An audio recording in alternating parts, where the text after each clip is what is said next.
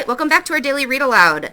My side of the mountain. I almost said Mrs. Frisbee and the Rats of Nim. It's hard to break a habit. We are ready for the third portion of this story. And yesterday we were reading, and can anyone remind me what happened yesterday? Quentin, what do you remember?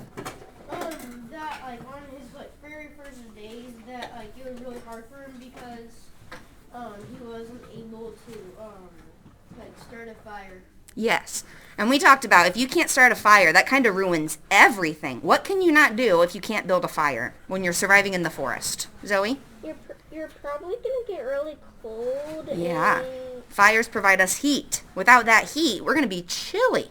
All right? Emma, what else? You can't cook. Can't cook. You know, you can't eat all raw food. So if you want to cook anything and warm it up, you need a fire. Hayden? He met this lady.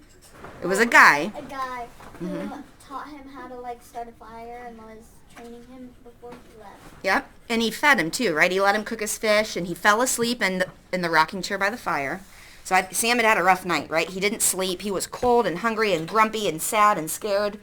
And how did this guy make him feel? When he left this guy's house, how do you think he felt? Alex? Happy. Angie? If you also can't have a fire, you can't keep predators around. True, you can't keep predators away. So Josiah, after he left, do you think he felt more prepared to survive in the woods? Why is that? Because he was feeling better because he knew how to make a fire. And didn't the guy say last time that he left the back door open? Yeah, I think so. I'm making sure that's not in Pax, because Pax Bolus says something similar. Let me go back and look.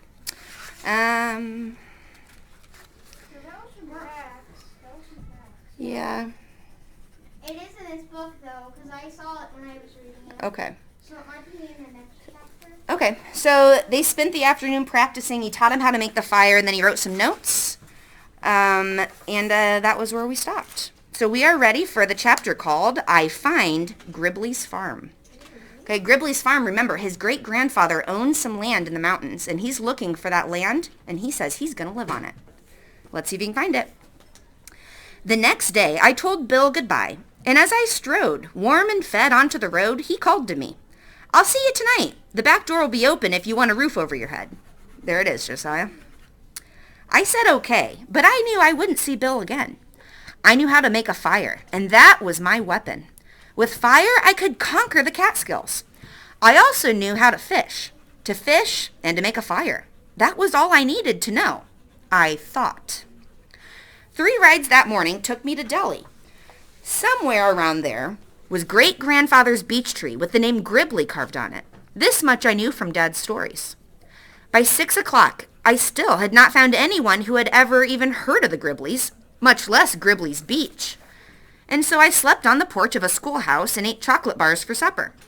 It was cold and hard, but I was so tired I could have slept in a wind tunnel. At dawn, I thought real hard. Where would I find out about the Gribley farm? Some old map, I said. Where would I find an old map? The library?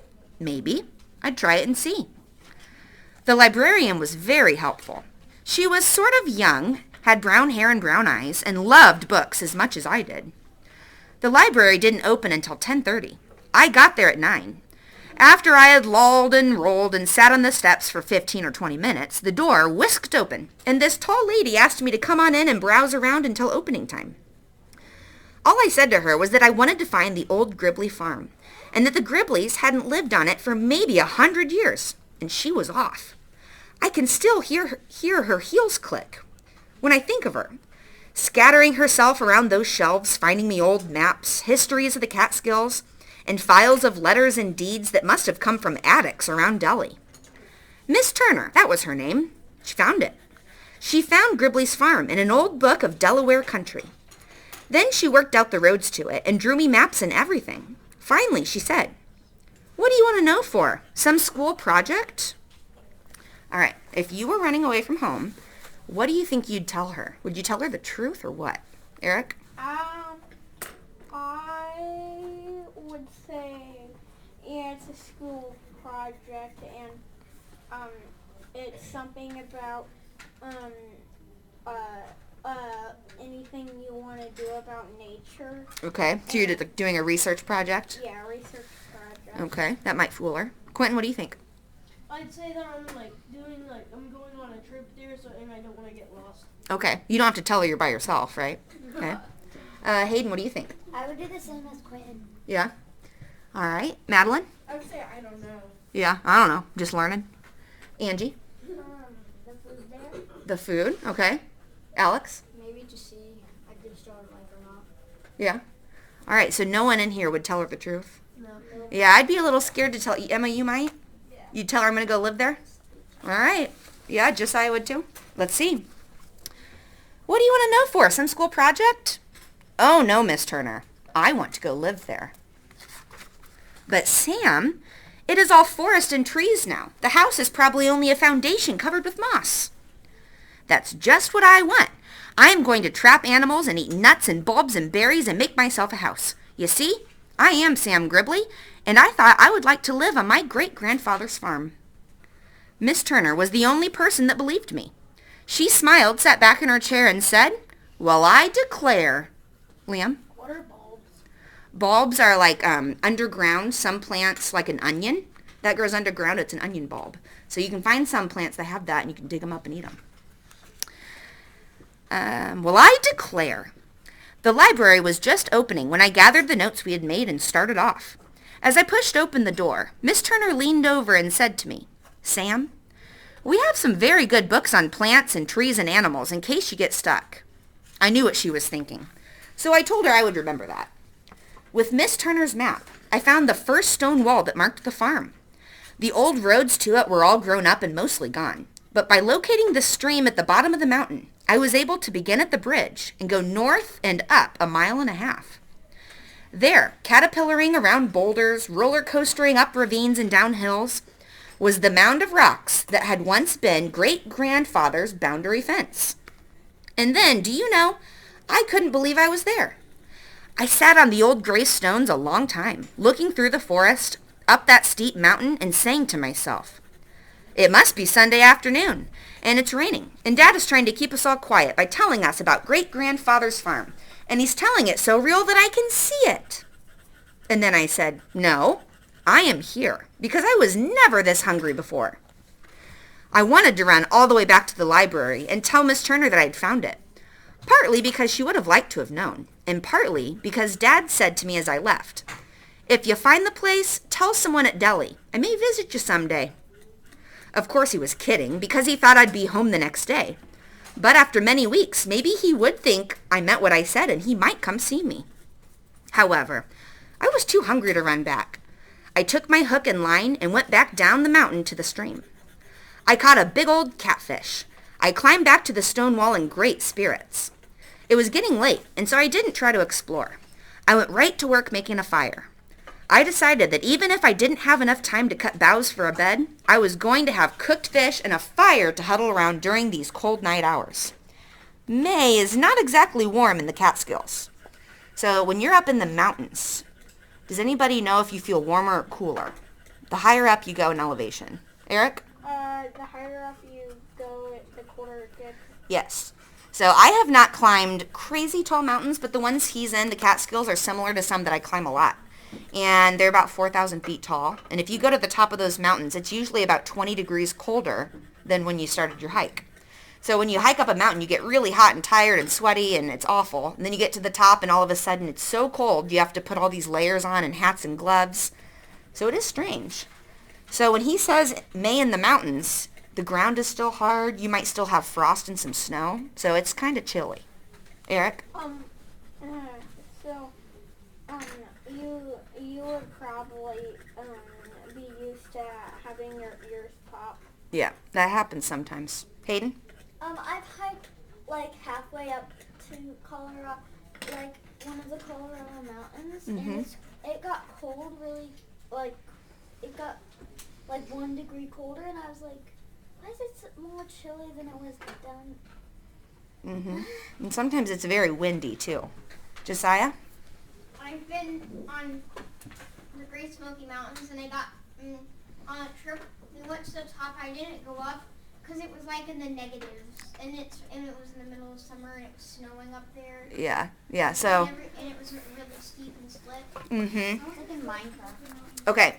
So, and just another side note about mountains. If the mountain's tall enough, even in the middle of summer, if it's hot, the snow stays on the top because it's so cool up there. Okay. So, May is not exactly warm in the Catskills. By firelight that night, I wrote this. Dear Bill, that was the old man. After 3 tries, I finally got a handful of dry grass on the glow and the tinder. Grass is even better than pine needles, and tomorrow I am going to try the outside bark of the river birch. I read somewhere that it has combustible oil in it, that the Indians used to start fires. Anyway, I did just what you showed me and had cooked catfish for dinner. It was good. Your friend, Sam. After I wrote that, I remembered I didn't know his last name. And so I stuffed the note in my pocket, made myself a bed of boughs and leaves in the shelter of the stone wall, and fell right to sleep. I must say now about that first fire. It was magic. Out of dead tinder and grass and sticks came a live, warm light. It crackled and snapped and smoked and filled the woods with brightness. It lighted the trees and made them warm and friendly. It stood tall and bright and held back the night. Oh, this was a different night than the first dark, frightful one. Also, I was stuffed on catfish. I have since learned to cook it more, but never have I enjoyed a meal as much as that one, and never have I felt so independent again. All right, we'll read a little bit more of the next chapter that is called, I Find Many Useful Plants. All right, so we know that you can use plants to eat. What else might you be able to use a plant for to survive? Abby?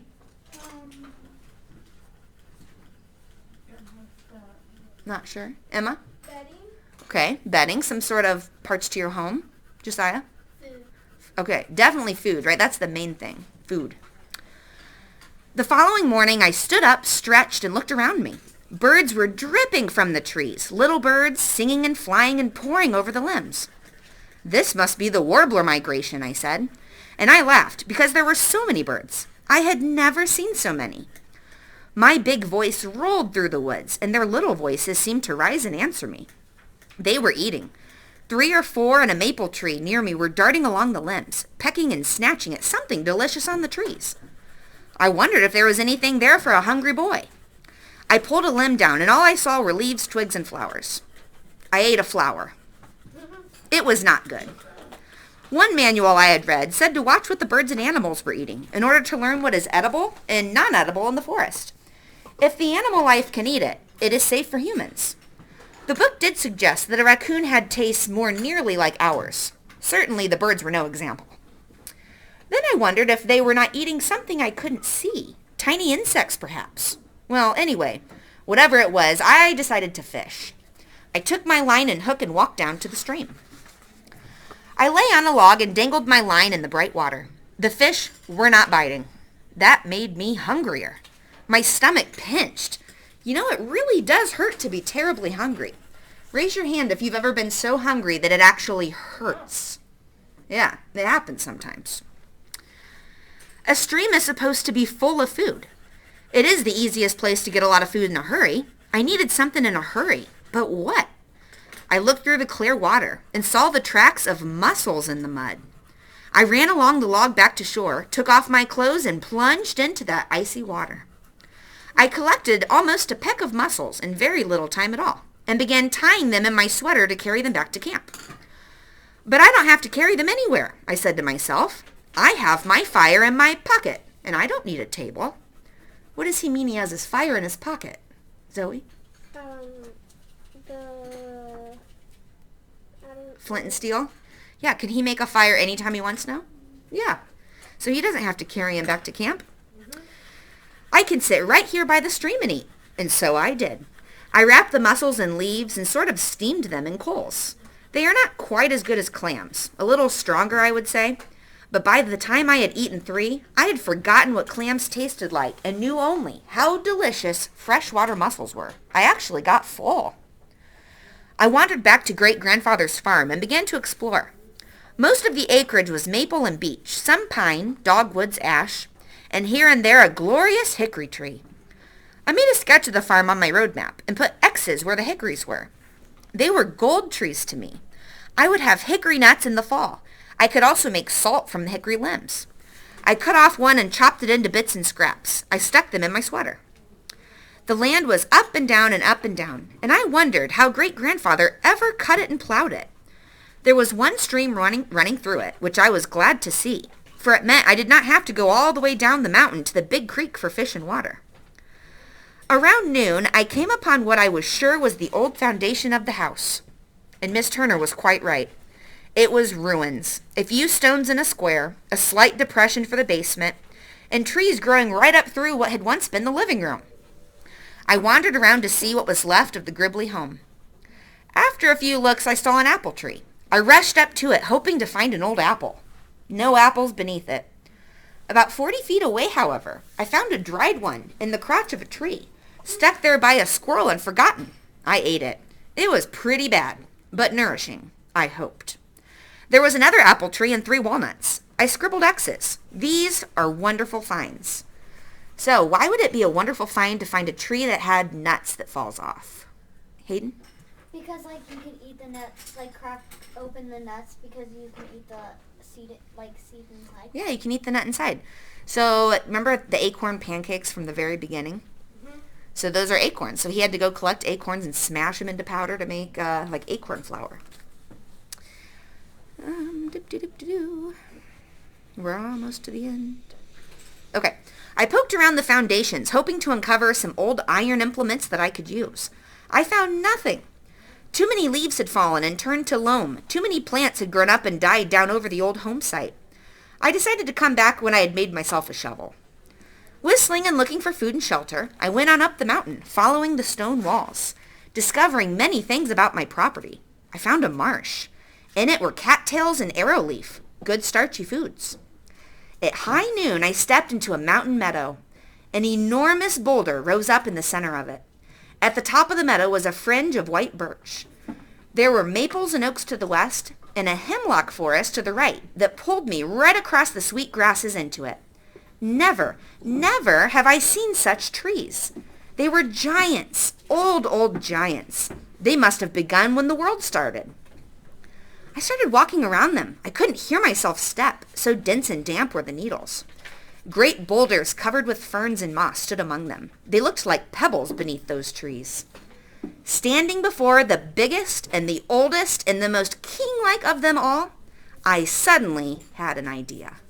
And that is where we stop today. I will see you all tomorrow.